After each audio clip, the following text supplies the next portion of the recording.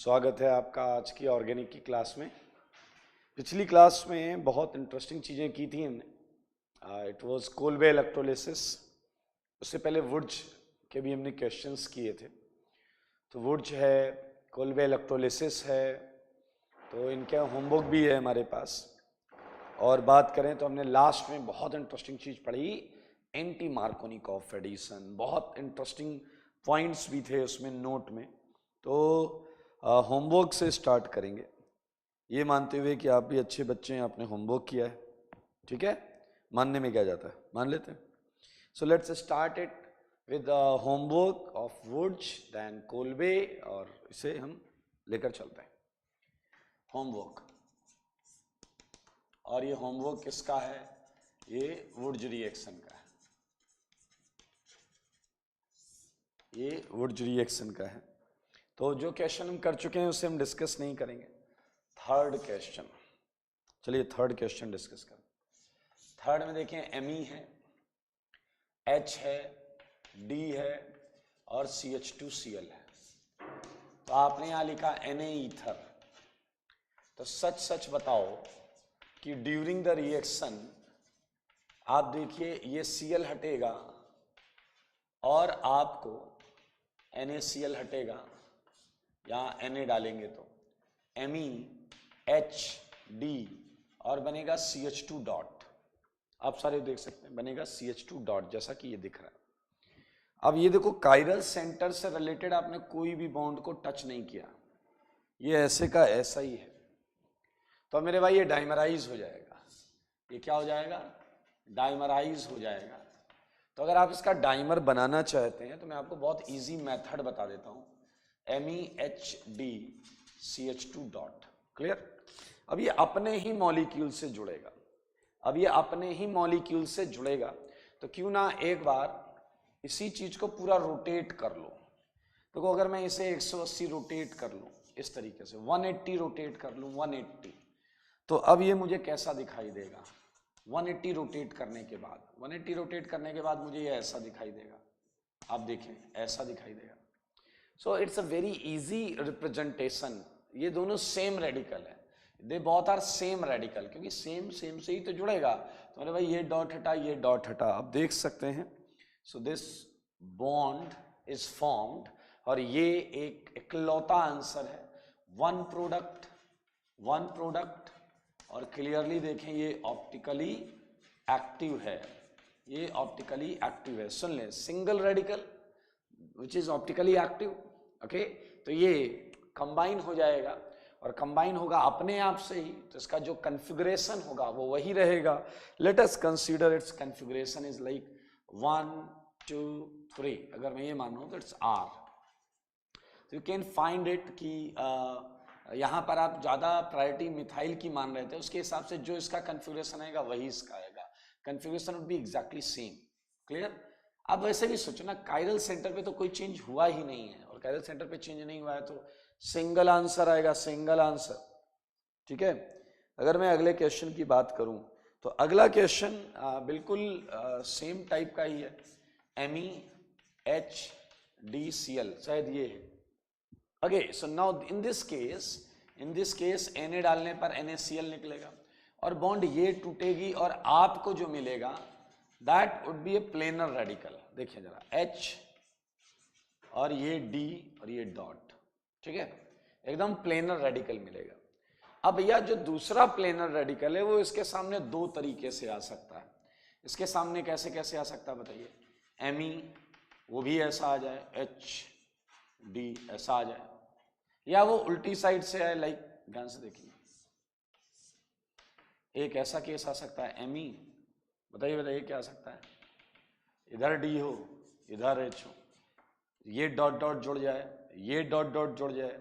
लेकिन एक केस और हो सकता है कि जिसमें ये जो D और D हैं, एक सेकंड देखें, ये तो सेम मीजो आ जाएगा, और एक जो ये जुड़ रहे हैं उसमें ये उल्टा हो और ये भी उल्टा हो। मैं तीसरा केस भी बना दूंगा आपके सामने। फिलहाल देखें, बना ले, आंसर बना ले, बीच में आ रहा है, कोई बात नहीं, अपन इधर बना लेते हैं। आइए, इसका आंसर क्या होगा? MEHD MEHD, एक आंसर ये मीजो होगा, ऑप्टिकली इनएक्टिव। ये डॉट डॉट जुड़ेगा तो बताइए क्या आ जाएगा, MEHD और MEDH। ये ऑप्टिकली एक्टिव है, ये इनएक्टिव है, ये एक्टिव है। लेकिन सोचो इसमें डी, ये उलट कर लिखो, डी इधर एच इधर, तो वो वाला जब इससे जुड़ेगा इस वाले से तो आपको इसकी मिरर इमेज देगा। क्लियर? उस समय इसकी मिरर इमेज आएगी and that would be ME, D अंदर, एच बाहर, ME ये वाला ले लो, डी बाहर एंड एच इधर। मतलब हर पॉसिबिलिटी है जुड़ने की। तो एक्टिव, तो यहां प्रोडक्ट कितने हैं, तीन में 2 एक्टिव 1 इनएक्टिव। वैसे भी इतने आराम से समझ, इससे भी इजी लोग ऐसे बोल देते हैं कि देखो ये बनेगा, सिंस कायरल सेंटर वर इन्वॉल्व तो इसके 3 ही स्टीरियो आइसोमर आते हैं। कायरल सेंटर इन्वॉल्व था तो इसके 3 ही स्टीरियो आइसोमर आते हैं। चलिए, फिफ्थ हो गया था, फिफ्थ हो गया था। 6 का बहुत सिंपल सा, जहां तक मुझे याद है ये आंसर आ जाएगा। ठीक है, Cl हटा के उसका डाइमर आ जाएगा। 7th हमने क्लास में कर लिया था। 8th और 7th एक जैसे हैं तो मैं बता देता हूं।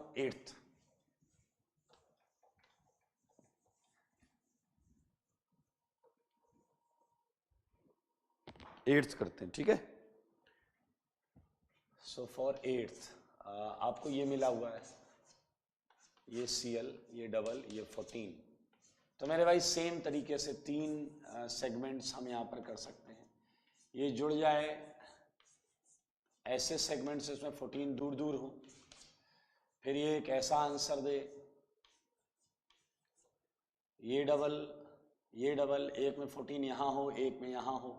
ऐसा क्यों हो रहा है आप शायद समझ पा रहे हैं, क्योंकि रिएक्शन मिक्सचर में 3 डिफरेंट रेडिकल्स हैं, 3 डिफरेंट रेडिकल्स हैं, और जो रेडिकल इन्वॉल्व है वो क्या है, 14 डॉट।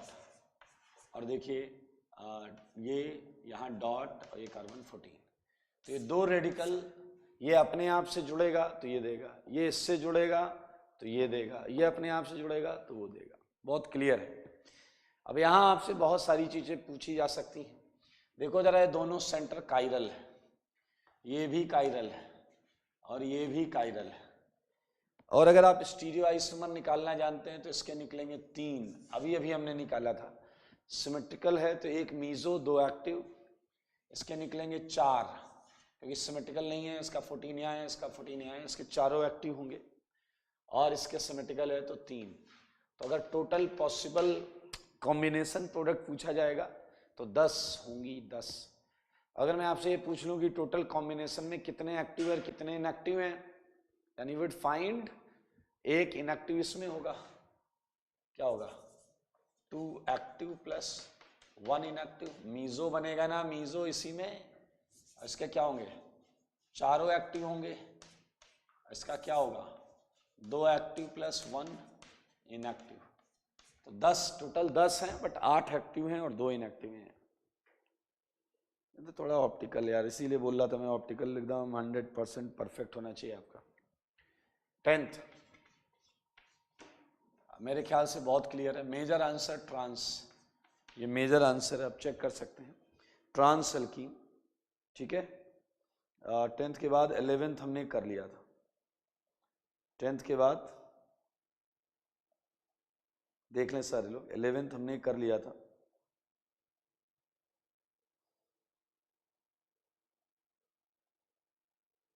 इलेवन हो गया था भाई, देख लो।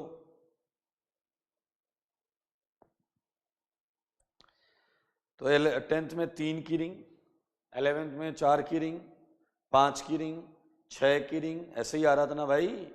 हाँ, 6 की रिंग तक तो बना लिया था। 7 की रिंग में पॉलीमर बन गया था, 7 की रिंग में पॉलीमर बन गया था। तो 14 तक हम कर चुके हैं, 15th नहीं किया था। तो 15th का आंसर आएगा साइक्लोहेक्सीन। डॉट डॉट बना है, उससे बॉन्ड बना दिया। डॉट डॉट बना है, इसकी बॉन्ड बना दी हमने।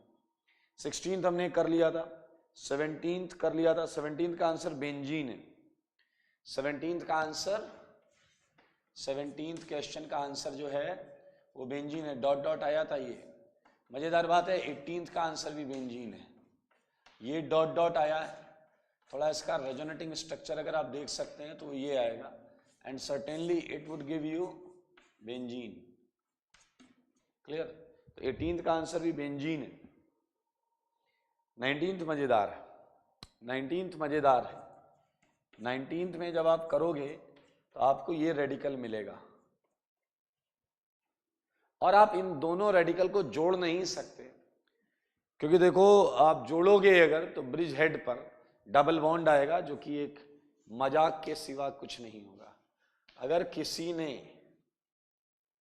किसी ने ये बनाया है तो मेरे भाई ये नारियल है, ना रियल, मतलब ये रियल नहीं है। आप देख सकते हैं ब्रेड्स रूल। चलिए, तो एक चीज हमेशा हो सकती है, वो हो सकती है कि ये रेडिकल्स रेजोनेंस करके इस फॉर्म में आ सकते हैं, डॉट डॉट डबल, फिर यहां पर डॉट डॉट डबल। तो ये देखिए, तो मेरे भाई बहुत क्लियर कट इसका जो मेजर आंसर है वो ये है। ये है इसका मेजर आंसर। देख लें सारे लोग, ये मेजर आंसर है। ये 19th है। अरे भाई 20th क्वेश्चन आपको जानकर अच्छा लगेगा, ये IIT JEE में आया हुआ है, एंड इसका आंसर ये है। 20th का आंसर ये है। दोनों CL हटेंगे, डॉट डॉट और 3 की रिंग का फॉर्मेशन फास्ट होता है। ओके, एंड सिमिलरली अगर मैं बात करूं 21 की, जिसमें हमने एक स्वास्तिक जैसा साइन दिया था, तो मेरे ख्याल से इट्स वेरी क्लियर कि हमें स्पाइरो मिलेगा, द स्मॉलेस्ट स्पाइरो। और कैसे मिला होगा? मेरे ख्याल से यहां रेडिकल होगा, यहां रेडिकल होगा, यहां रेडिकल होगा, यहां रेडिकल होगा। So you can connect these two and these two, और दीज टू और दीज टू कर लेंगे यार, इसमें क्या है दिक्कत? ऐसा रेडिकल जो बना होगा इट वुड कनेक्ट। देखिए,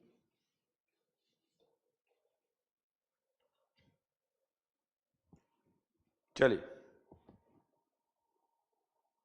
सो ये आपके सामने क्वेश्चन है। चलिए, एक और क्वेश्चन है 22, ये मैं हटा देता हूं, ठीक है?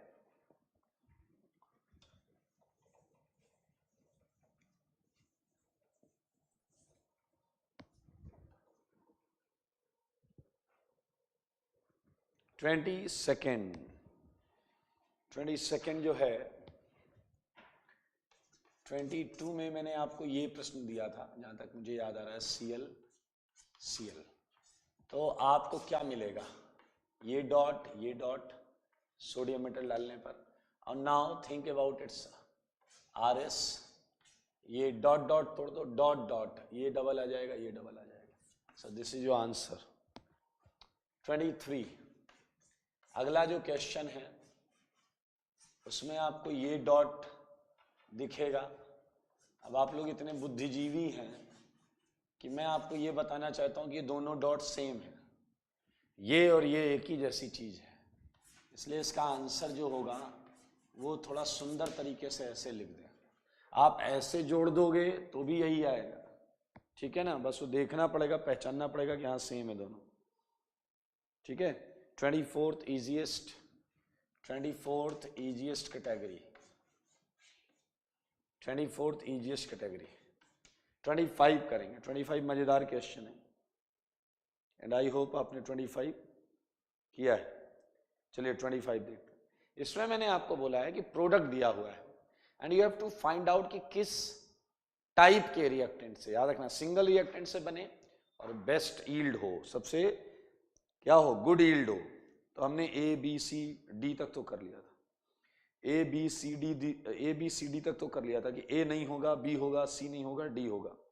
E के बारे में बताओ, E के बारे में।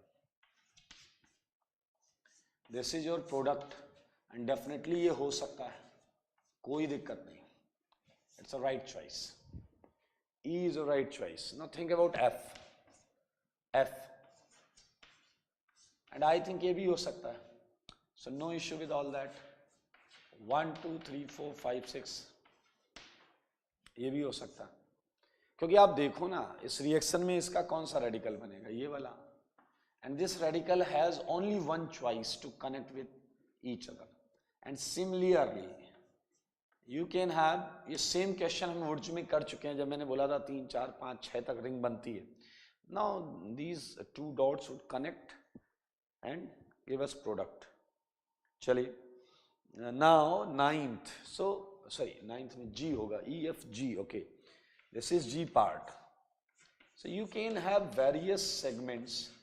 अब देखो साइकोलॉजिकली ये क्वेश्चन आपको यहीं से टहलाने लगता है. लाइक यू जस्ट थिंक कि मैं ये ले लूं, ये ले लूं, ये रेडिकल बना होगा.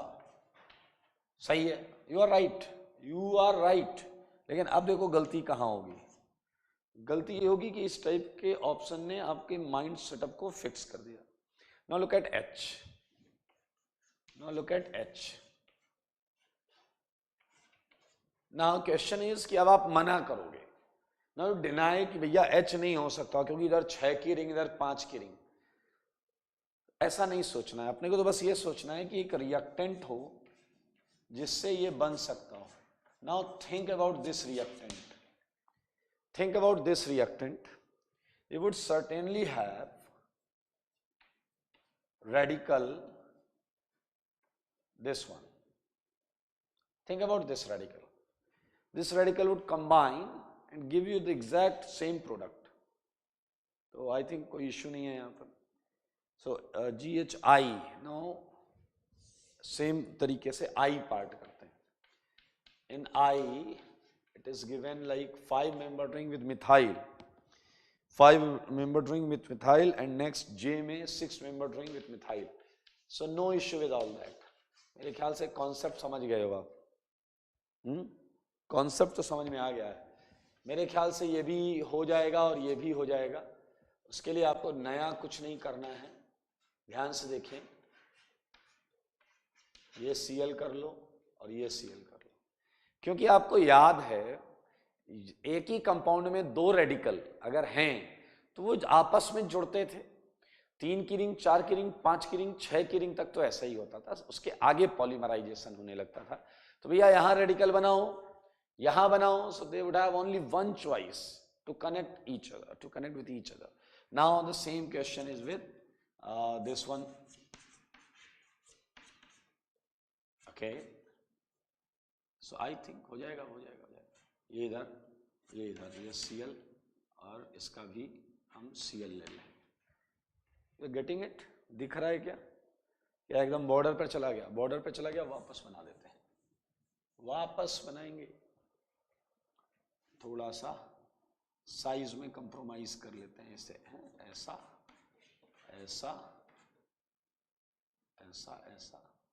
Cl Cl. G भी हो, I भी हो सकता है और J भी हो सकता है. KLM इसे देखते हैं. K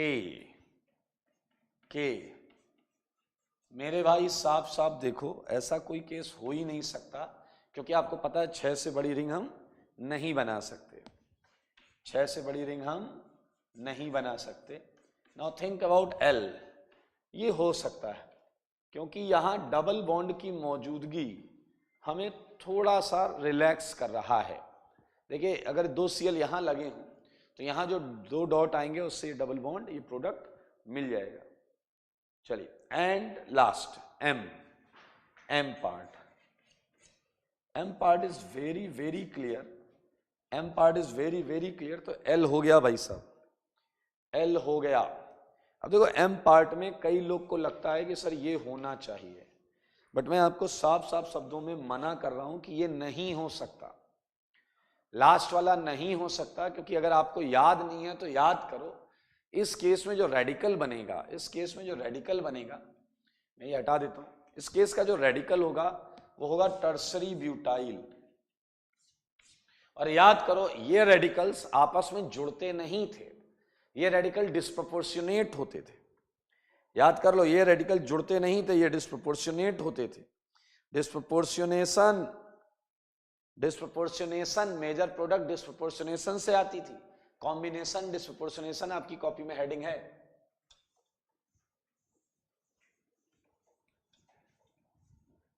चलिए और बीच में जो क्वेश्चन थे उसमें क्वेश्चन नंबर 27 है। 27 मेरे ख्याल से दोनों रेडिकल को लाकर जब आप जोड़िएगा तो आपको ये आंसर मिलेगा। 28 बायोफिनाइल, सीधा स्ट्रेट फॉरवर्ड आंसर। 29 मजेदार है। 29 में दरअसल आपको ये दो डॉट मिले। Now these two dots are not going to make bond with each other. ये दोनों डॉट एक दूसरे के साथ बॉन्ड बना ही नहीं सकते। अब आप कहोगे ऐसी क्या गलती कर दी है इन्होंने? मेरे ख्याल से थोड़ी भी बुद्धि है तो आप समझ जाओगे कि ये दोनों रेडिकल sp2 हैं, ये दोनों रेडिकल sp2 हैं and they are parallel, okay, they are away and parallel, they are not head to head. So इनके लिए एक ही ऑप्शन है कि ऐसा ही एक मॉलिक्यूल इधर से आए, and I am talking about dimerisation. तो अब आप देख सकते हैं साफ साफ शब्दों में कि अगर इधर से भी कोई कंपाउंड आएगा तो ये बन जाएगा। देख लीजिए यहां पर समझे, यहां मजबूरी है। और मजेदार चीज शायद आप समझ नहीं पाए, ये दोनों चीजें सेम है जो मैं लिखूंगा यहां पर, ये दोनों चीजें सेम है।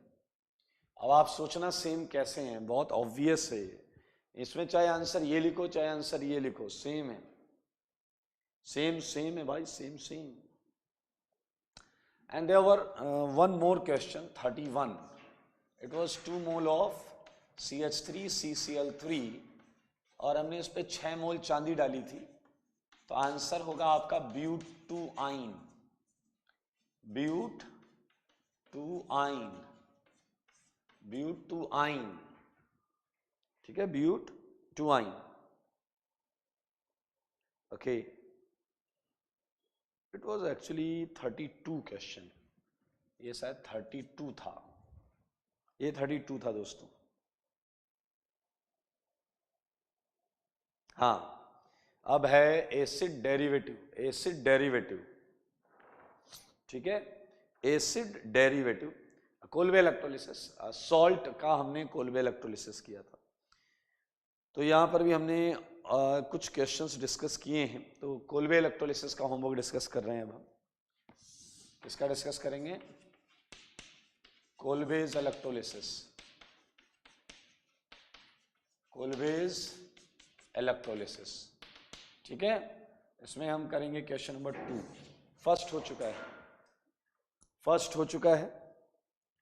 सेकेंड वाले में आप देखें बहुत क्लियरली 4 कार्बन का एल्केन आएगा, ब्यूटेन, क्योंकि CH3 CH2 डॉट बनेगा और CH3 CH2 डॉट जो है वो आपको क्या देगा? 4 कार्बन का चेन देगा। 3 4 5 हो गया था भाई, 3 4 5 हो गया था, हो गया था या नहीं? बोलो।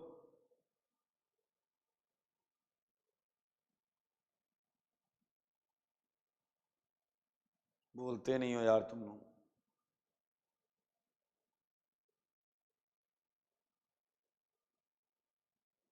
चलिए 6 क्वेश्चन, ये मजेदार क्वेश्चन है। इसमें मैंने क्या किया हुआ है, आप अगर देखें तो कुछ वेज एंड डैश जैसा है, तो रिंग बनेगी, सिंपल सी बात है, बट थोड़ा सा स्टीरियो केमिस्ट्री अगर आ जाती है तो हमें उसका ध्यान देना है। थर्ड हो गया था, फोर्थ हो गया था, फिफ्थ हो गया था, 6 क्वेश्चन। सारे लोग देखो 6th क्वेश्चन, अच्छा लगेगा आपको। क्वेश्चन नंबर 6 देखेंगे, क्वेश्चन को ध्यान से देखेंगे मैं कैसे बोल रहा हूं, कैसे कर रहा हूं, और लॉजिक के साथ आप कनेक्ट करेंगे। COONA यहां पर लगा हुआ है और यहां वेज है, मिथाइल, ठीक है, और इसके बाजू में भी क्या है? वेज में मिथाइल है, और यहां लगा हुआ है COONA, ठीक है। आइए तो सोचिए जब आप इस रिएक्शन की कोल्बे इलेक्ट्रोलिसिस करेंगे इस कंपाउंड का एक्वस सॉल्यूशन का, तो you would get this radical. सारे लोग देख रहे हैं, ये रेडिकल मिलेगा, बाय रेडिकल। अब ये बाय रेडिकल में इन दोनों रेडिकल को जुड़ना है। अगर ये रेडिकल जुड़ना चाहते हैं तो उसके लिए उन्हें सेम साइड आना पड़ेगा। अब आप दो काम कर सकते हैं, या तो इस पोर्शन को घुमा के उधर ले जाओ और जोड़ दो, या इस पोर्शन को घुमा के नीचे लाओ, दोनों सेम साइड आएंगे, जोड़ दो। तो आप फ्री हैं, जो मना है वो कर लेना, ठीक है। फिलहाल मैं इस वाले पोर्शन को घुमा लेता हूँ, इस वाले पोर्शन को, लेफ्ट वाले पोर्शन को घुमा लेता हूँ। तो आपको इतना समझ में आना चाहिए कि राइट वाला तो वैसे ही रहेगा और लेफ्ट वाला अगर घूमेगा तो 180 डिग्री घूमेगा, और 180 डिग्री घूमेगा तो ये वेज यहां डैश हो जाएगा। आप सेम काम इसके साथ कर सकते थे, आपकी मर्जी है, करके देख लेना, उससे भी सेम आंसर आएगा। अब देखिए रिंग तो ये बनाएगा, और रिंग ये बनाएगा, वो क्या बनाएगा देखिए, और ये सिंगल आंसर है इस रिएक्शन का, single optically active product, one product है और ऑप्टिकली एक्टिव प्रोडक्ट है, वन प्रोडक्ट है और ऑप्टिकली एक्टिव प्रोडक्ट है। ऐसे ही क्वेश्चंस बाकी भी कर सकते हैं, मैं ये हटा देता हूं प्रीवियस वाला। सेम तरीके से जैसे मैं सेवेंथ में तो बहुत डायरेक्ट यार 1 2 3 4 5 की रिंग, सेवेंथ में तो कोई लॉजिक है ही नहीं, कुछ टेंशन है ही नहीं। सेवेंथ में तो सीधा टर्मिनल पे रेडिकल, खटाक से 5 की रिंग, देखो 6 तक कोई दिक्कत नहीं। अब जैसे एट्थ देखें, एट्थ मजेदार है। एट्थ में आपने जब किया तो आपको जो रेडिकल्स मिल रहे हैं ना भाई, वो यहां मिला, यहां मिला, ये देखिए, सारे लोग देखिए, देखा आप, रेडिकल सेम साइड हैं, ऑलरेडी हैं सेम साइड, तो इन्हें जुड़ जाने दो। और अगर ये जुड़ गए तो आप देख सकते हैं आपको एक मीजो इनएक्टिव आंसर मिलेगा। ये 1 3 है, 1 2 3, तुमने 1 2 3, ये मीजो आंसर है। No issue with all that, no issue with all that. Single answer है बट ऑप्टिकली इनएक्टिव है। आंसर एक ही है दोस्त, आंसर एक ही है। आइए अब एक क्वेश्चन मैंने इसमें और दिया है बढ़िया सा, look at ninth question. Ninth question, उसकी पॉसिबिलिटी को चेक करें, नाइन्थ क्वेश्चन और इसकी पॉसिबिलिटी को चेक करें। नाइन्थ में जो लेफ्ट वाला रेडिकल है, सारे लोग देखिएगा, जो लेफ्ट वाला रेडिकल है वो तो ठीक है भाई, ठीक है, 1 2 3 ऐसा आ गया। और जो राइट वाला रेडिकल है, राइट वाला, उसी पर COONA लगा है, जो कायरल सेंटर है, राइट वाला जो कायरल सेंटर है उसी पर COONA लगा है। तो मजेदार चीज क्या है कि ये डॉट यहां बनेगा और ये डॉट यहां बनेगा, इसे समझना है।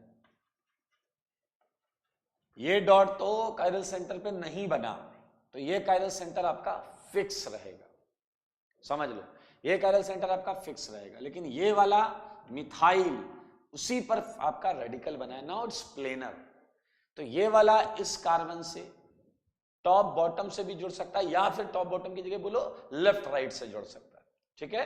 तो ये सेंटर फिक्स है। अगर आप ध्यान से देखें तो 1 2 3 4 5, 1 2 3 4 5 6 की रिंग आएगी। तो पहले 6 की रिंग बना लेते हैं, 6 की रिंग आएगी, ठीक है।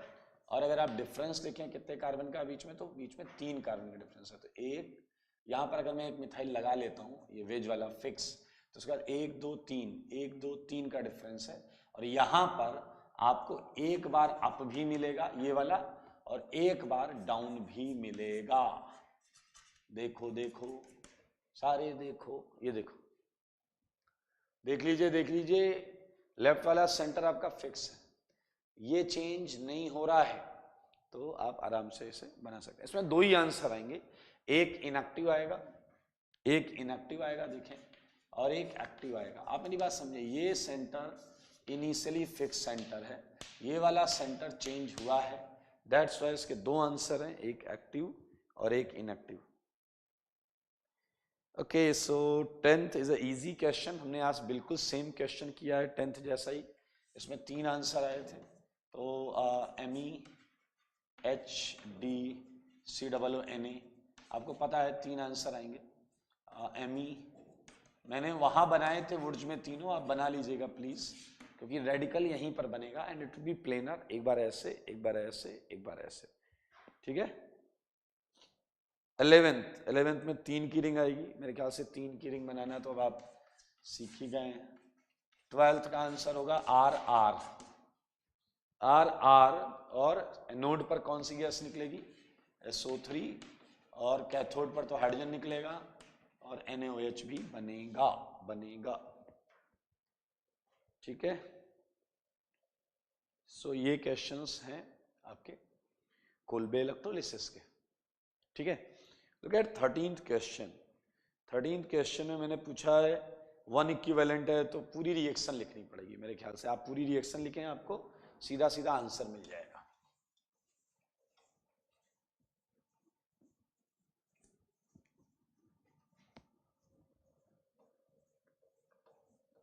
देख लेते हैं, जल्दी से भी कर लेते हैं। तो आपको पूरी रिएक्शन लिखनी है, जहां जहां भी इक्विवेलेंट का चक्कर है। CH2 CH2 SO3 Na and CO2 Na plus water, clear? So you can have twice of this, तो बनेगा CH2 double bond CH2 plus SO3 plus CO2 plus H2 plus twice NaOH. So I think it's a very clear. So ये सारी चीजें किस पर है? Anode पर है। ये सारी चीज किस पर है? कैथोड पर है, ठीक है। तो अगर पूछा गया है कितनी कितनी गैस निकलेगी, तो अगर ये 1:1 का ही रेशियो है तो ये 1 है, ये 1 है तो ये भी 1 equivalent 1 equivalent 1 equivalent 1 equivalent. Anode पर ये गैसेस हैं, 4 गैस हैं टोटल 4 गैसेस हैं, आप देख सकते हैं टोटल 4 गैसेस हैं, और it's a very easy reaction, balance भी है, ठीक है ना। नाउ सिमिलरली 14th अगर मैं करूं, 14th में दिया गया DCOO Na प्लस H2O, तो 2 जल लेंगे। अब यहाँ पर 2 मोल लेना पड़ेगा, यहाँ पर तो डॉट डॉट आपस में लगे, यहाँ D डॉट को D से जुड़ना पड़ेगा। सो यहाँ answer would be D2 plus twice CO2, clear, twice CO2 plus क्या आएगा H2 plus twice NaOH। Now you can have these products at anode and this is at cathode. Gas की बात कर रहे हैं, ठीक है, कैथोड। तो ये अगर 1 था, आप सारे लोग देख सकते हैं, अगर ये 1 था तो ये कितना आएगा 1/2, ये कितना आएगा 1, ये कितना आएगा 1/2। हमें इलेक्ट्रोड भी पता है और इक्विवेलेंट भी पता है,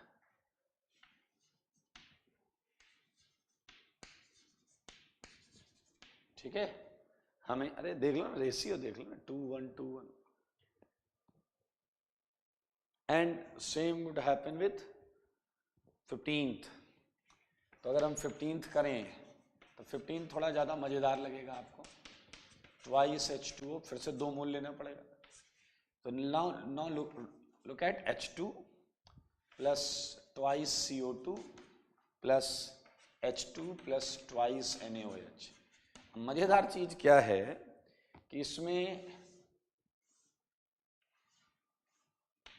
ये एनोड पर निकलेगा, ये कैथोड पर निकलेगा, और हाइड्रोजन गैस दोनों जगह निकल रही है। ये इकलौता एसिड कर सकता है फॉर्मिक एसिड का सॉल्ट, फॉर्मिक एसिड सॉल्ट केवल यही कर सकता है कि यहाँ पर H डॉट तो वो H2 हो गया, और उधर कैथोड पर तो वाटर के रिडक्शन से ही बनता है। क्या बोलो, कर लोगे, ठीक है। तो ये आप देख सकते हैं, ये अगर 1 इक्विवेलेंट है तो ये 2, ठीक है। तो ये निकलेगा हाफ इक्विवेलेंट, और ये निकलेगा 1 इक्विवेलेंट, और ये निकलेगा हाफ इक्विवेलेंट, ठीक है। This is all about combination composition. चलिए तो आई थिंक और कोई प्रश्न नहीं है। तो ये आपका होमवर्क पोर्शन था थ्योरी कॉपी का। लास्ट क्लास में हमने एंटी मार्कोनिकॉफ किया है। एंटी मार्कोनिकॉफ का सबसे इंटरेस्टिंग और इंपॉर्टेंट पॉइंट क्या था कि ये रेडिकल रिएक्शन थी, आपको याद हो, ये चेन रिएक्शन थी, आपको याद होगा, और इसमें फ्री रेडिकल एडिशन हो रहा था, फ्री रेडिकल एडिशन हो रहा था, ये रेडिकल एडिशन था। मार्कोनिकॉफ से उल्टी प्रोडक्ट आ रही थी, दैट्स व्हाई हम एंटी मार्कोनिकॉफ बोल लेते हैं। और ये प्रोडक्ट आने के पीछे जो सबसे एकमात्र रीजन, सबसे इंपॉर्टेंट रीजन था, वो था क्या? पेरोक्साइड। बोले तो पेरोक्साइड की वजह से ही ये हो रहा था, पेरोक्साइड इफेक्ट।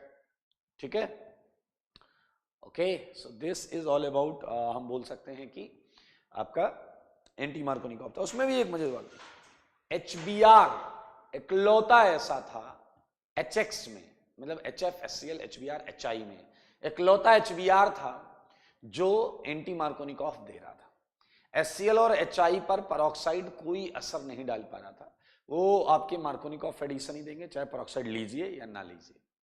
और इसकी वजह भी मैंने बताई थी, केवल वही रिएक्शन एंटी मार्कोनिकॉफ में प्रोडक्ट दे सकता है फ्री रेडिकल एडिशन का, जिसके दोनों प्रोपेगेशन स्टेप एक्सोथर्मिक हो। और HBr के अंदर वो खूबी, वो खासियत होती है कि उसके दोनों प्रोपेगेशन स्टेप एक्सोथर्मिक होते हैं। थोड़ा सा मैंने आइडिया दिया था कार्बन हेलोजन बॉन्ड स्ट्रेंथ और हाइड्रोजन हेलोजन बॉन्ड स्ट्रेंथ से मैंने एक आइडिया दिया था, जिससे आप ये समझ पा रहे थे, पता कर पा रहे थे कि हाँ HCl और HI के केस में HI का पहला स्टेप गड़बड़ था। अगर आपको याद हो, HI का फर्स्ट प्रोपेगेशन स्टेप एंडोथर्मिक था, तो वहां पर गड़बड़ होगी। और HCl के केस में सेकेंड प्रोपेगेशन स्टेप एंडोथर्मिक था। तो भैया दोनों एक्सोथर्मिक चाहिए अगर रिएक्शन करानी। अगर याद रखने का तरीका चाहिए तो याद रखना, जो बड़ा वाला है, कौन है बड़ा वाला? I, वो पहले बोल्ड होता है। HI जो बड़ा वाला है उसका विकेट पहले गिरता है, यानी कि पहले प्रोपेगेशन स्टेप में HI एंडोथर्मिक होता है। और अगर ये याद हो गया तो HCl अपने आप याद हो जाएगा कि सेकेंड स्टेप में होगा। ठीक है, क्लियरली आपको पता है कि we are in radical chapter, so no possibility of rearrangement. Clear, no possibility of rearrangement. तो मैं जा रहा हूं, एंटी मार्कोनिकॉफ के कुछ क्वेश्चंस कराऊंगा आपको, मैं हटा रहा हूं।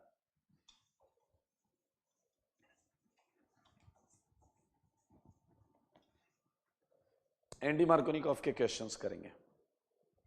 नोट में बस एक चीज और कंटिन्यू करते हुए कि नो रीअरेंजमेंट पॉसिबल, ऑब्वियसली यहां कोई रीअरेंजमेंट नहीं हो सकता, नो रीअरेंजमेंट पॉसिबल। चलो क्वेश्चन करके खुशियां मनाते हैं। ये CH2 है, 4 पार्ट कर देते हैं, बहुत आसान है। मैं 3 पार्ट कभी डिस्कस करूंगा ही नहीं, क्योंकि आपको पता है कि पहले दोनों का आंसर हमेशा सेम होगा, क्योंकि HCl पे पेरोक्साइड इफेक्ट नहीं लगता, तो आप पेरोक्साइड ना लो या लो, आंसर सेम आएगा। HBr एंड HBr ROR, ठीक है। तो ये आपका मार्कोनिकॉफ है, इससे इन तीनों का आंसर एक जैसा आएगा। इसमें जहां Cl लगा होगा वैसे ही उस जगह पर Br लग जाएगा, एंड एंटी मार्कोनिकॉफ में उल्टा लगेगा। वो भी अलग बात है कि सिमेट्रिकल एल्कीन में सेम आएगा। सिमेट्रिकल एल्कीन में ऐसा कुछ बुक्स में लिखा होता है, मैं ये लिखाता नहीं हूं क्योंकि रीअरेंजमेंट का लोचा हो सकता है। तो आप कर लीजिएगा इन क्वेश्चंस को, निहायत ही आसान है। जैसे अगर मैं आपको प्रोपीन दूं तो यही 4 चीजें चलेंगी आपकी, ठीक है। आइसोब्यूटीन हो गया, ठीक है, ये भी आप ले लें, साइक्लोहेक्सीन हो गया, ठीक है, 7th, ठीक है, ये हो गया। एक और ले लेते हैं, इस पे आप कर लें, चारों पार्ट करेंगे, ठीक है।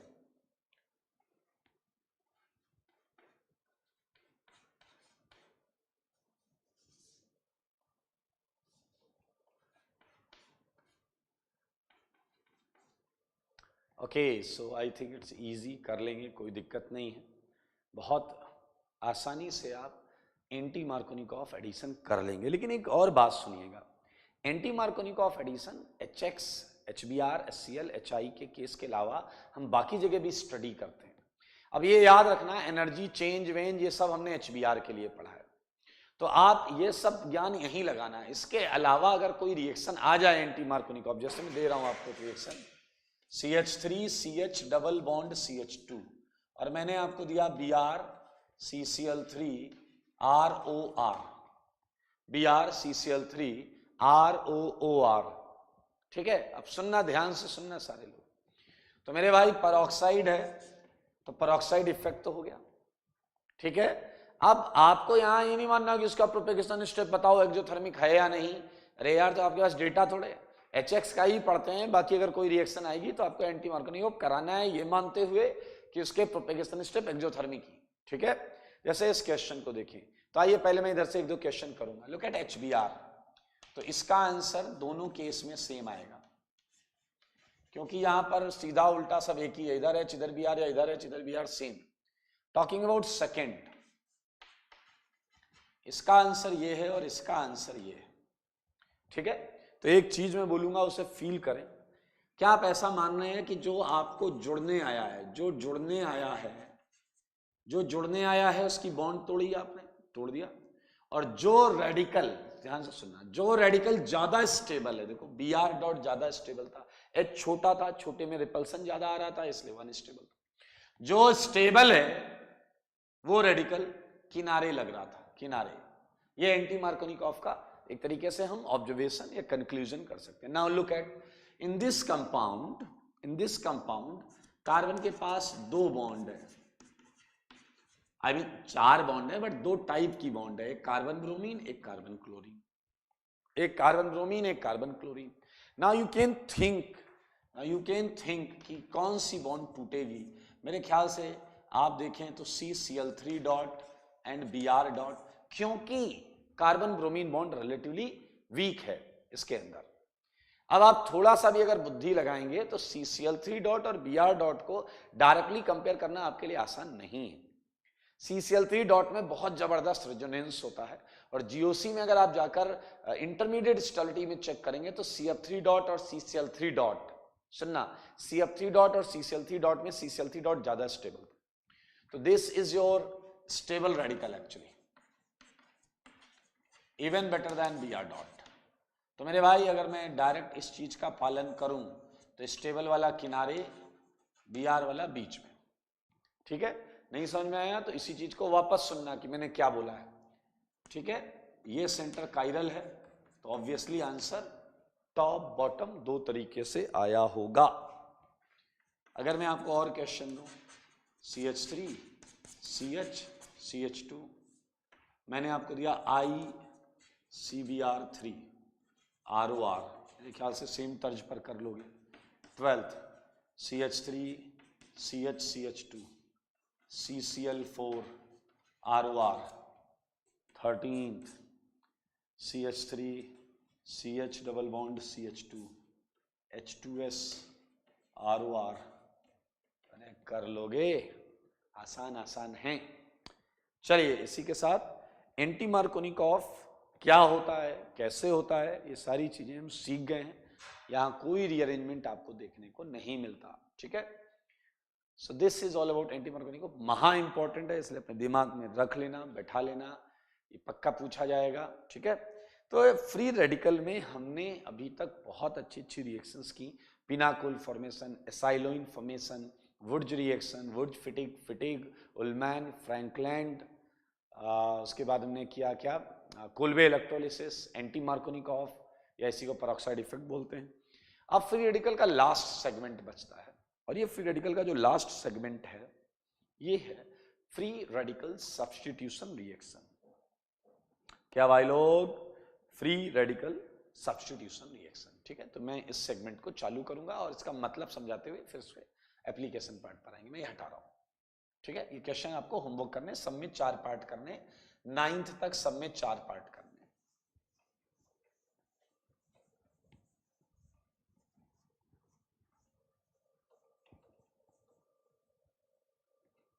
चलिए आइए, फ्री रेडिकल में एक और खास टाइप की रिएक्शन देखी जाती है, तो हम उसकी ही बात करेंगे, यहीं से चालू करेंगे।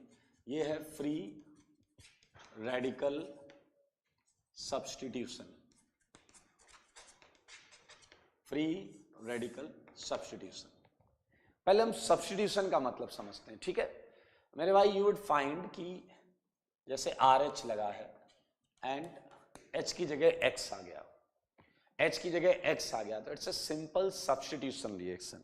H को X ने सब्स्टिट्यूट कर दिया, H को X ने सब्स्टिट्यूट कर दिया, तो ये तो सब्स्टिट्यूशन है, सिंपल सब्स्टिट्यूशन। लेकिन अगर X डॉट था और H भी डॉट था, आई मीन X डॉट ने रिएक्शन की, तो ये फ्री रेडिकल सब्स्टिट्यूशन हो गया। अगर इसमें X डॉट इन्वॉल्व था ये काम करने में, तो उसे फ्री रेडिकल सब्स्टिट्यूशन कहेंगे। इन जनरल जो दिख रहा है ये सब्स्टिट्यूशन रिएक्शन है, सब्स्टिट्यूशन रिएक्शन। आप इसे जनरलाइज कर सकते हैं। अगर X डॉट इन्वॉल्व था तो फ्री रेडिकल सब्स्टिट्यूशन है, अगर X प्लस इन्वॉल्व था तो इलेक्ट्रोफिलिक सब्स्टिट्यूशन है, और अगर X माइनस इन्वॉल्व हुआ होता तो ये न्यूक्लियोफिलिक सब्स्टिट्यूशन है। तो बड़ा आसान सा परसेप्शन है। सब्स्टिट्यूशन मतलब एक को हटा के उसकी जगह सब्स्टिट्यूट, क्रिकेट में लगाते हो ना, किसी को चोट लग जाती है तो उसका सब्स्टिट्यूट बुला लेते हो, वो हट जाता है, तो उस तरीके का ये फ्री रेडिकल सब्स्टिट्यूशन रिएक्शन है। So we can mention it when during a reaction, सही है। अब क्या लिखेंगे, ठीक है, एटम और ग्रुप्स आर सब्स्टिट्यूटेड, सही है, then reaction is known as, कर सकते हैं यार, इसमें तो आसान है, ठीक है, क्या सब्स्टिट्यूशन रिएक्शन।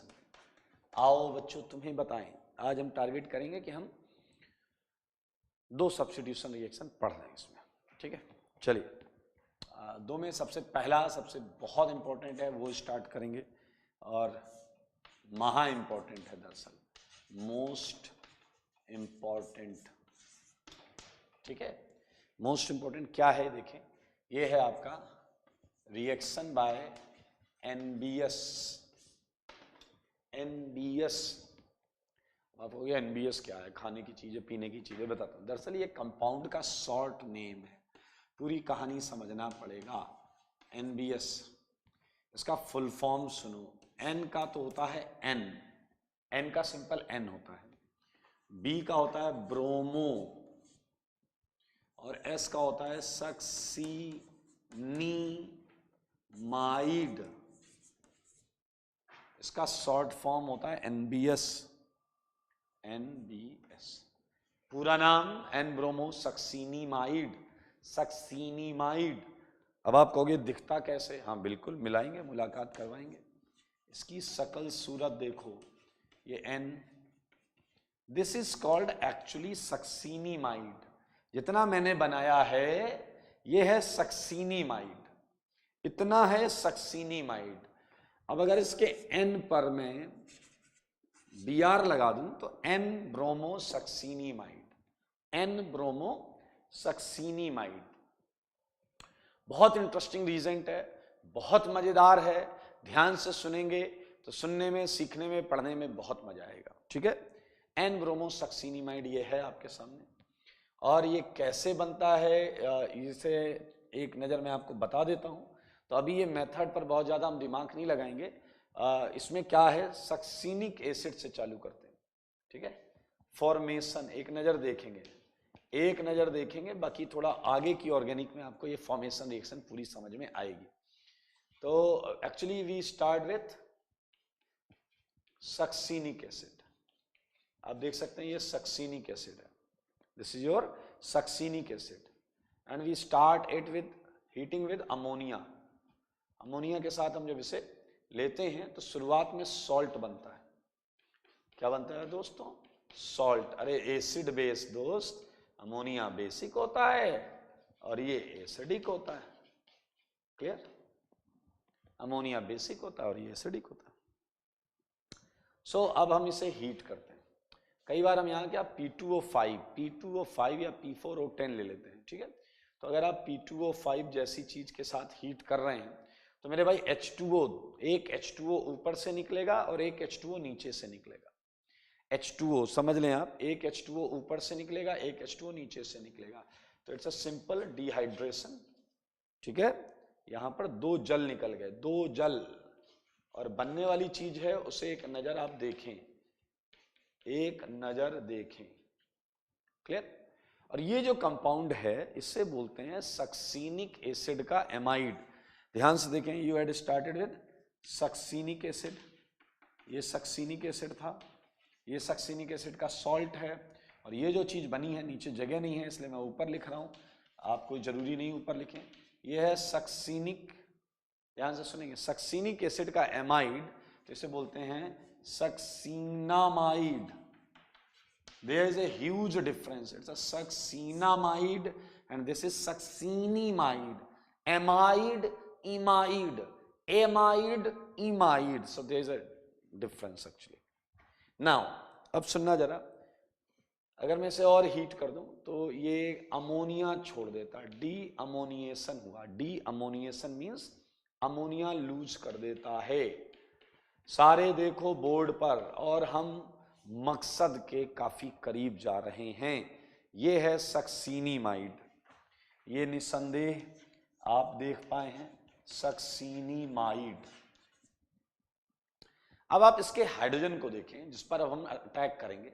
इसका हाइड्रोजन बहुत एसिडिक है, क्योंकि देखिए अगर ये H हटता है तो N पर माइनस, इधर भी रेजोनेंस, इधर भी रेजोनेंस, तो हम इसके H को हटाकर, हमें Br लेना है यहाँ पर, तो हम इस पर KOH डाल दें, तो बताइए क्या हो जाएगा, OH माइनस, बेस डाला है, H एसिडिक है, लेके भाग जाएगा।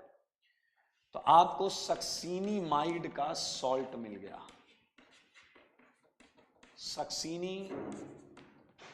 सक्सीनीमाइड का सॉल्ट मिला है, सक्सीनीमाइड का सॉल्ट। और मेरे भाई बहुत आसान है, अगर मैं इस पे Br2 डाल दूं, Br2, तो एक KBr लेकर भागेगा, KBr, और आपकी नजरों के सामने, हाँ सही सुना आपने, आपकी नजरों के सामने ये मुस्कुराता हुआ आ जाएगा और बोलेगा, नाम तो सुना ही होगा, सही है या नहीं, NBS। You would feel even more comfortable जैसे जैसे हम ऑर्गेनिक में आगे और रिएक्शंस पढ़ेंगे। अब ये सारी रिएक्शंस, खैर पहली रिएक्शन तो बहुत ऑब्वियस है, एसिड बेस रिएक्शन, बाकी ये आप धीरे धीरे आगे और पढ़ेंगे और प्रैक्टिस होगी तो आप और कंफर्टेबल फील करेंगे। तो चलो, अभी तक मैंने आपको केवल बताया NBS क्या है, पूरा फुल फॉर्म क्या है, दिखता कैसा है, बनाते कैसे हैं। अब मुद्दा है करता क्या है, ये करता क्या है, थोड़ा और, ये होता क्या है और ये करता क्या है। तो आइए इस चीज पर प्रकाश डालते हैं। ध्यान से सुनते रहिएगा, पूरा सुनने के बाद समझने फिर आपको चीजें क्लियर होंगी, ठीक है। तो इसके बारे में इंफॉर्मेशन ये मिली है कि it is source of bromine, ये ब्रोमीन का सोर्स है। किसी भी रिएक्शन में अगर आप इसे यूज करेंगे तो ये ब्रोमीन का सोर्स है, मतलब ये ब्रोमीन प्रोवाइड कर सकता है। कैसे, क्या, ध्यान से सुनते रहो बस। अब इसके बारे में एक और सीक्रेट बात पता चली है, क्या देखें, इट सप्लाई ब्रोमीन, ध्यान से सुनना, it supply bromine in small installments. ये बड़ा इंटरेस्टिंग पॉइंट है, मतलब ये एक साथ ब्रोमीन रिलीज नहीं करता, ये छोटे छोटे इंस्टॉलमेंट्स में ब्रोमीन रिएक्शन में देता है। देखिए सबका कोई ना कोई खास पर्पज होगा, यही वो चीजें हैं जिससे रीजेंट महान बनता है, ये ग्रेट, हम इसे पढ़ रहे हैं। ऑर्गेनिक में लाखों रीजेंट्स हैं, लाखों में हम कम से कम 40-50 रीजेंट पढ़ेंगे, लेकिन यही 40-50 में ये इन्वॉल्व है, तो आप समझिए इसमें कुछ खासियत होगी, कुछ सेलेक्टिविटी होगी। तो देखिए it supply Br2 in small installment, क्यों, क्या, कैसे, ये तो रिएक्शन करेंगे तब समझ में आएगा। अभी तो डेटा सुनो, जब हम रिएक्शन मैकेनिज्म करेंगे तब आपको ऑब्वियस लगेगा कि यार ये गजब की चीज है इसके पास, और ये होना भी चाहिए। आइए, it supply Br2 in small installment, it is source of Br2। अब अगली दो बातें आपका भेजा खराब कर देंगी, ध्यान से सुनना क्या है। अगर किसी रिएक्शन में आपने NBS यूज किया, और अगर आपने एकदम NBS प्योर फॉर्म में यूज किया, प्योर फॉर्म में, तो देखा गया है रिएक्शन बहुत ज्यादा प्रोडक्टिव या इफेक्टिव नहीं होती। हाँ आपने सही सुना, अगर आपने NBS को प्योर फॉर्म में यूज किया, प्योर NBS, चला गया तो क्या इम्प्योरिटी यूज करनी है बेटा, यही यहां पर मजेदार पॉइंट्स हैं, सुनिए। Pure NBS inert, pure NBS is inert. अब आप सुनते ना, सारे राज खुलेंगे, सारे सीक्रेट खुलेंगे।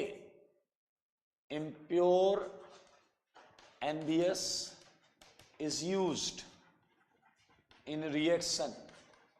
इम्प्योर एनबीएस, मानो या ना मानो, इस इम्प्योरिटी का कोई तो रोल है, इस इम्प्योरिटी का कोई तो रोल है। आपको पता होगा, पिछली क्लास में करा था, रेडिकल रिएक्शंस वो रिएक्शंस होती हैं जिन्हें हमें इनिशिएट करना पड़ता है, जिन्हें हमें इनिशिएट करना पड़ता है। और once radical initiated, reaction initiated, तो हमें वापस इनिशिएशन की जरूरत नहीं होती। जैसा कि आपने पिछली प्रोसेस में देखा था, चेन रिएक्शन चालू हो गई थी।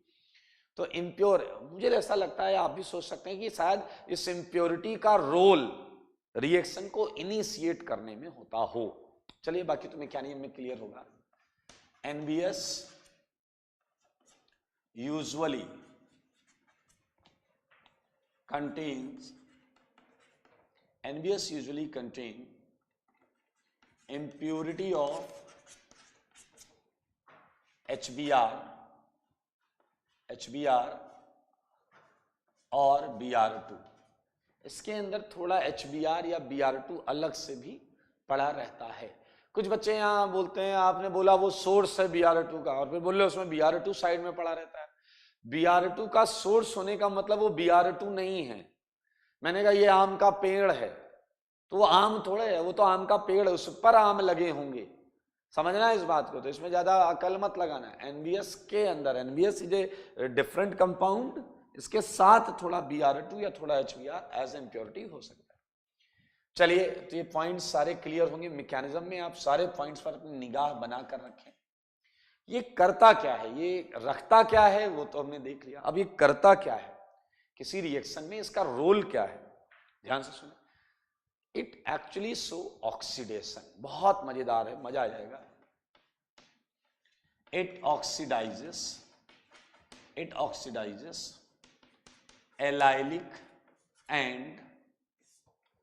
एलाइलिक या फिर बेंजाइलिक पोजीशंस या एलाइलिक बेंजाइलिक पोजीशंस। ध्यान से सुनना, एलाइलिक और बेंजाइलिक पोजीशन को ये कैसे ऑक्सीडाइज करता है वो भी बताऊंगा, ठीक है। It oxidises allylic and benzylic position by substituting Br। ध्यान से सुनना, ये एलाइलिक और बेंजाइलिक पोजीशन पर जाकर H को हटाता है और Br लगाता है। इसे ये ऑक्सीडेशन ही, H हटकर Br लगना ऑक्सीडेशन होगा, H हटकर Br लगना ये ऑक्सीडेशन हो गया। It oxidises allylic and benzylic position by substituting bromine atom, ठीक है। सो मैं थोड़ा सा स्पेस के लिए ये शुरुआती पोर्शन हटा रहा हूं, ठीक है। ओके, सो ये हटा रहा हूं।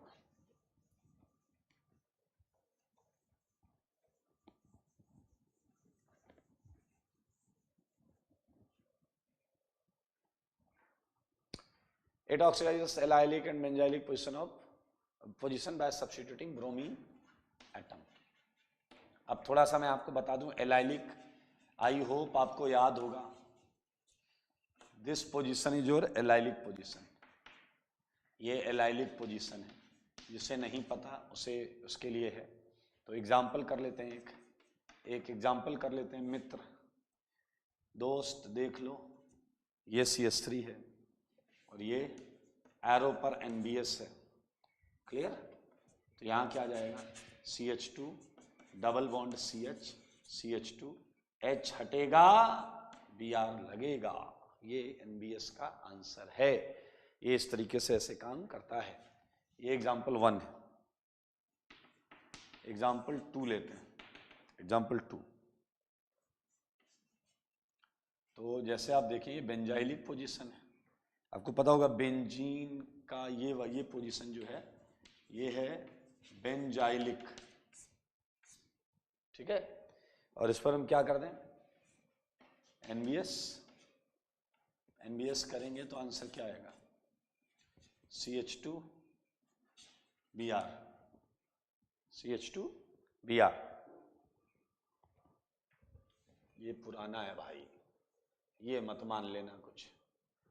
तो ये एलाइलिक या बेंजाइलिक पोजीशन पे H हटाता है, Br लगाता है। तो ये देखें, ये इस तरीके से ऐसा काम करता है। तो इसके नोट का अगला पॉइंट जो है वो भी मजेदार है। It also oxidises 1 degree and 2 degree alcohol. ये 1 डिग्री 2 डिग्री एल्कोहल को भी ऑक्सीडाइज करता है इनटू, क्या हो जाएगा, रिलेट इनटू रेस्पेक्टेड या respective carbonyl compounds. Carbonyl compounds आपको नहीं पता हैं अगर, तो मैं बता दूं, इसे बोलते हैं C डबल बॉन्ड O को बोलते हैं, ठीक है। आइए देखें कैसे। अगर आप थोड़ी बुद्धि लगाओगे तो आपको सब कुछ एक ही जैसा दिखेगा। जैसे मैंने आपको एक दिया है, ये देखिए, ये 1 डिग्री अल्कोहल दिया है, क्लियर, ये NBS, ठीक है। और अगर मैं आपको एग्जांपल 4 दूं तो ये है 2 डिग्री अल्कोहल RCHR, ये OH, और ये है आपका NBS। ध्यान से देखिएगा आप, ठीक है, ध्यान से देखिए कि NBS ने एलाइलिक पोजीशन की बात की। Y allylic? बिकॉज एलाइलिक पर आपको पता रेडिकल रिएक्शन है, यहां रेडिकल बनता होगा, वो रेजोनेंस स्टेबलाइज रहता होगा। यहां रेडिकल बनता होगा, वो रेजोनेंस स्टेबलाइज रहता होगा। बेंजाइलिक बिल्कुल। तो मेरे भाई, मुझे ऐसा लगता है कि जहां स्टेबल रेडिकल बन रहा है, सुनो, जहां स्टेबल रेडिकल बन रहा है वहां Br लगा दो। ये मुझे यहां से समझ में आया। तो मेरे भाई, इस हिसाब से अगर आप थोड़ी सी भी बुद्धि लगाओ तो यहां स्टेबल रेडिकल इसी कार्बन पे बन सकता है, क्योंकि वो ऑक्सीजन से रेजोनेंस कर सकता है। तो जो मोस्ट प्रोबेबल आंसर हमें लग रहा है वो ये है। लेकिन ध्यान से देखिए, पूरी ऑर्गेनिक में बता रहा हूं, इस कार्बन पर ये लोन पेयर वाला ऑक्सीजन और ये लीविंग ग्रुप, ये दोनों नहीं हो सकते। ये इसे लात मार के निकाल देगा और आपको जो जवाब मिलेगा मेरे भाई, वो कार्बोनाइल मिलेगा, RCHO। आप साफ साफ शब्दों में देख सकते हैं कि यहां से HBr निकल जाएगा लात खा के। पहले Br निकलेगा, यहां डबल बॉन्ड आएगा, ऊपर प्लस होगा और वो H छोड़ देगा।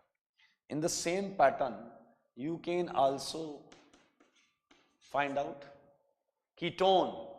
आपको यह भी समझ में आया होगा कि 3 डिग्री अल्कोहल क्यों ऑक्सीडाइज नहीं होता, क्योंकि 3 डिग्री अल्कोहल के इस कार्बन पर H ही नहीं होता, और अगर H नहीं होगा तो वहां रेडिकल नहीं बन पाएगा।